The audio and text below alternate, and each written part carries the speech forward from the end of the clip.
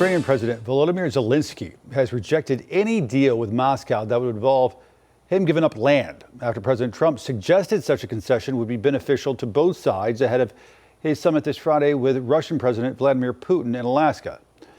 NBC's Danielle Hamajian reports from London. Well, Donald Trump said this would be a meeting to, quote, feel out Vladimir Putin, and that he would know within the first 2 minutes if the Russian leader wants a deal. He also repeated that there'll be some land swaps, in other words, that Ukraine would have to give up parts of its territory. That statement has alarmed U.S. allies here in Europe and certainly in Ukraine. Their position boils down to this: the aggressor cannot be rewarded. Surrendering territory to Russia, they say, would only encourage more Russian aggression.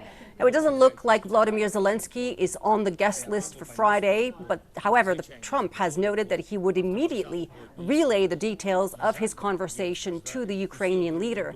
Zelenskyy has rejected the idea that his country should give up land to secure a ceasefire. Zelenskyy, in fact, wants a ceasefire before negotiations can even begin, so they're not even agreeing on a starting point here. The Europeans have been sidelined from this meeting, which they're not very happy about.